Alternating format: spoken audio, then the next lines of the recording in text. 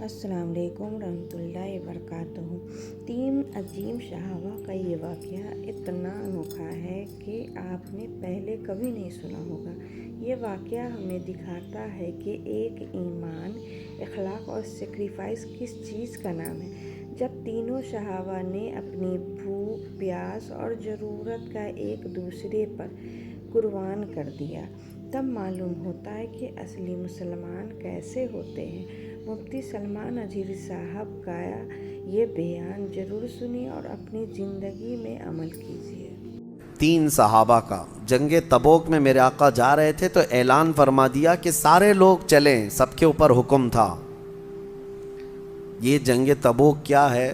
تقریباً مدینہ طیبہ سے 900 کلومیٹر دور ہے، اور ایسے حالات میں یہ جہاد کا اعلان تھا جب سخت گرمی کا موسم تھا، سفر لمبا، مسلمانوں کے پاس اس وقت مال کی کمی بہت تھی، اس کو جیش العسرہ بھی کہتے ہیں، تنگی والی جنگ، تنگ دستی والی جنگ۔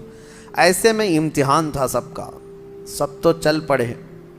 نبی پاک صلی اللہ علیہ وسلم مدینے سے رخصت ہوئے، تین صحابہ مدینے میں پیچھے رہ گئے۔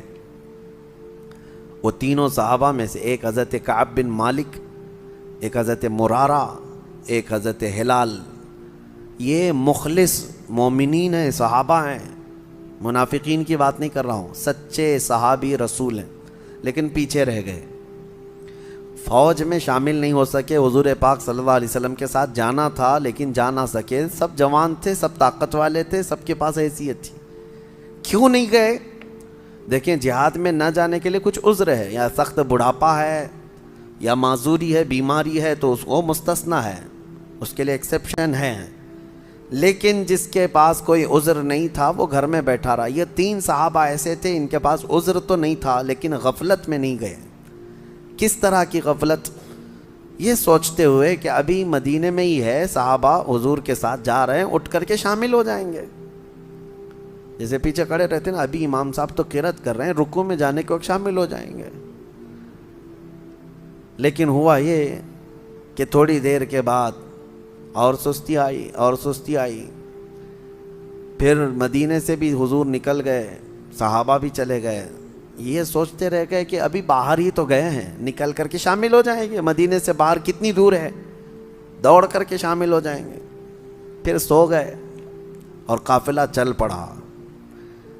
یہ ہمارے ساتھ بھی ہو سکتا ہے اور ہوتا بھی ہے، اور ہم بہت ساری بڑی بڑی چیزیں کھو جاتے ہیں، نمازیں کھو جاتے ہیں، بہت ساری چیزیں ایسی غفلت کی وجہ سے ہوتی ہیں۔ بہرحال وہ صحابہ اکرام تھے، رہ گئے، اور نبی پاک صلی اللہ علیہ وسلم کا قافلہ اتنا دور چلا گیا کہ یہ دوڑ کے بھی نہیں پکڑ سکے، مدینے میں ہی رہ گئے۔ جنگ تبوک حضور صلی اللہ علیہ وسلم تشریف لے گئے۔ وہ اللہ کے نبی کی نظر ہے، ہر صحابی کو جانتے تھے۔ آج جو سلام بھیجتا ہے امتی، میرے آقا فرماتے ہیں، اس کو میں اس کے باپ کے نام سے پہچانتا ہوں۔ تو جو اس زمانے میں صحابہ تھے، کیا حضور ان کو نہیں جانتے تھے کہ کون حاضر ہے کون غائب ہے؟ جنگ میں حاضر ہونے کے بعد حضور نے پوچھا، کعب بن مالک کہاں ہے؟ مرارہ بن ربیع کہاں ہے؟ ہلال بن امیہ کہاں ہے؟ صحابہ نے کہا، یا رسول اللہ صلی اللہ علیہ وسلم، شروع سفر سے وہ ہمارے ساتھ شامل نہیں ہوئے، وہ آئے نہیں۔ کہا وجہ کوئی؟ کہا کسی کو خبر نہیں۔ خیر، جنگ ہوئی، واپس تشریف لائے میرے آقا مدینہ طیبہ۔ لمبا سفر ہوتا تھا، 900 کلومیٹر معمولی نہیں ہے، اس وقت پیدل سفر ہوتے، گھوڑوں پر اور اونٹوں پر۔ جنگ کے بعد جب واپس تشریف لائے میرے آقا صلی اللہ علیہ وسلم مدینے میں، آتے ہی ان تینوں کو بلوایا۔ کہاں ہیں یہ تینوں؟ آپ لوگ دین کے کاموں کو ہلکے میں لیتے ہو، اور آپ کو لگتا ہے کہ ناموس رسالت کے لیے کھڑا ہونا یہ صرف کسی مولوی کا کام ہے، یا کسی مفتی کا کام ہے، کسی مبلغ کا کام ہے۔ یعنی ہر ایک پر ذمہ داری ہے۔ تین نہ جاتے تو کیا فرق پڑتا، ہزاروں صحابہ تو چلے گئے تھے اور جنگ بھی فتح یاب۔ لیکن واپس آنے کے بعد میرے آقا صلی اللہ علیہ وسلم نے سرزنش فرمائی، بلوایا، تینوں آئے۔ یہ پوری حدیث بخاری شریف میں اس کی روایت کرنے والے خود حضرت کعب بن مالک ہیں، جو پیچھے رہ گئے تھے، وہ خود ہی اس حدیث کے راوی ہیں۔ انہوں نے خود اپنا واقعہ بیان کیا ہے کہ کیسے کیسے کیا کیا ہوا تھا۔ پھر نبی پاک صلی اللہ علیہ وسلم جب بلائے تو تینوں صحابہ کہتے ہیں، تینوں حضور جب ہمیں طلب کیے تو سب سے پہلی چیز یہی پوچھنے والے تھے کہ کیوں نہیں آئے. وہ کہتے ہیں ہم نے سوچا کہ کچھ ہیلا کر لیتے، کچھ بہانہ کر لیتے کسی بیماری کا یا کسی عذر کا. پھر وہ کہتے ہیں اس سے کیا بہانہ کریں جو دلوں کے حالات کو بھی جانتا. سچ سچ کہہ دیا یا رسول اللہ صلی اللہ علیہ وسلم، غفلت کی وجہ سے نہیں آ سکے، سستی، ہم غفلت کی وجہ سے پیچھے رہ گئے. قرآن نے یہی اس میں بیان کیا ہے کہ منافقین پیچھے تو رہ جاتے ہیں لیکن جب پوچھا جائے تو ہیلے بہانے کرتے ہیں، سچ نہیں بولتے. لیکن مخلص مومنین کا حال یہ ہے، قرآن کہتا ہے ان سے غفلت ہوئی تو بارگاہ مصطفیٰ میں آ کر یہ نہیں کہتے کہ بیوی پکار رہی تھی، بچہ بیمار تھا، ہمیں تکلیف تھی، نہیں، آ کر سیدھے کہہ گئے کہ یا رسول اللہ غفلت ہو گئی ہم سے، کاہلی سے. دوسرے صحابی سے پوچھا، انہوں نے بھی کہا یا رسول اللہ سوچتا رہا شامل ہو جاؤں، نہیں شامل ہو سکا، یہ میری غفلت ہے، میری خطا ہے. تیسرے صحابی نے بھی یہی کہا کہ غفلت ہے. پتا تھا ان کو کہ سزا ہو سکتی ہے. یاد رکھو سزا کے ڈر سے کبھی جھوٹ مت بولو. ایک جھوٹ کو چھپانے کے لیے کئی جھوٹ گڑنے پڑتے ہیں.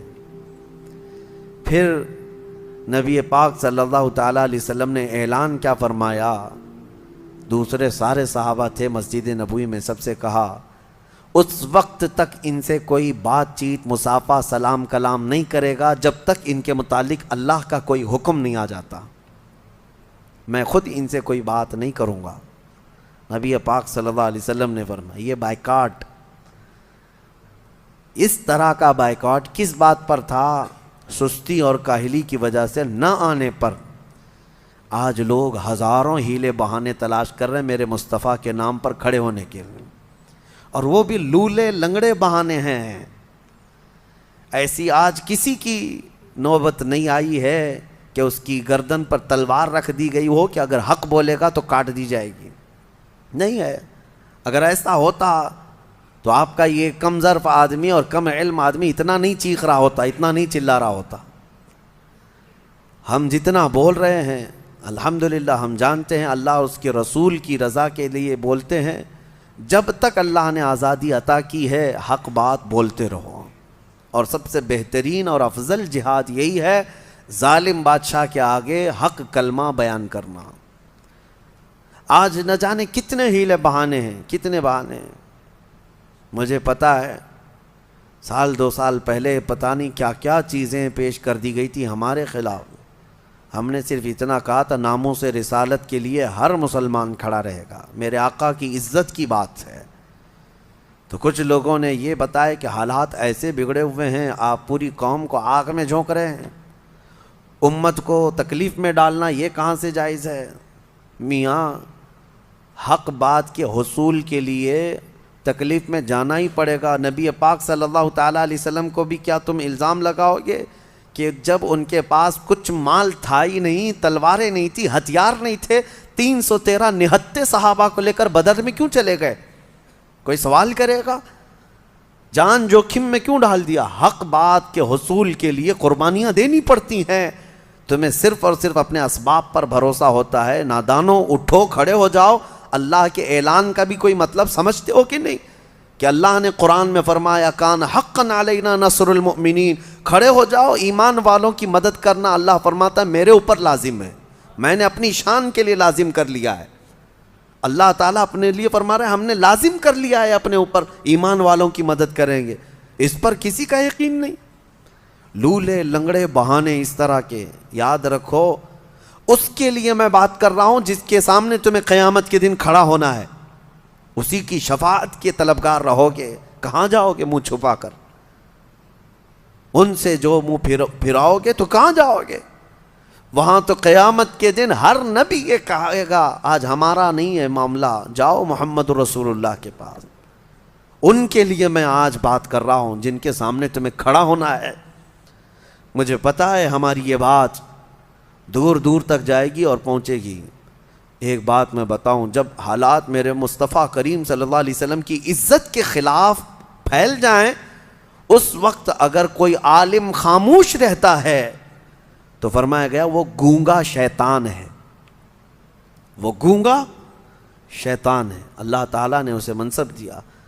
لوگ میرے عزیزو، ہمارے پاس اتنی طاقت ہے کہ ممبر ہے، زبان ہے اور تبلیغ کا میدان ہے، ہم بول تو سکتے ہیں، کسی کو سختی کے ساتھ اس کی گردن نہیں پکڑ سکتے تو بول تو سکتے ہیں۔ اویئرنس لانا اسی کا نام ہے، اور الحمدللہ ہم نے دیکھا ہے، میں یہ نہیں کہتا میری وجہ سے، لیکن چند اعلانات کی وجہ سے ہم نے لاکھوں نوجوانوں کو جذبے جوان ہوتے ہوئے دیکھا ہے۔ وہ جہاں ہیں ان کے دلوں میں عشق رسول دھڑکتا ہے۔ اسی لیے میں آج یہ کہتا ہوں، وہ 3 صحابہ کو دیکھو، جنگ تبوک میں نہیں گئے، حضور نے ان کا کلی طور پر بائیکاٹ کا اعلان کیا کہ ان سے نہ کوئی سلام کرے گا، نہ مصافحہ کرے گا، نہ کوئی بات چیت کرے گا۔ 40 دن گزر گئے، وہ آتے تھے مسجد میں نماز پڑھنے کے لیے، حضور ان کی طرف دیکھتے بھی نہیں تھے، ان سے کوئی ایک صحابی بھی بات نہیں کرتا تھا، حتیٰ کہ 40 دن کے بعد حضور نے دوسرا اعلان یہ فرمایا کہ ان کی بیویاں بھی ان کے ساتھ نہیں سوئیں گی۔ 10 دن اور گزر گئے، 50 دن گزر گئے۔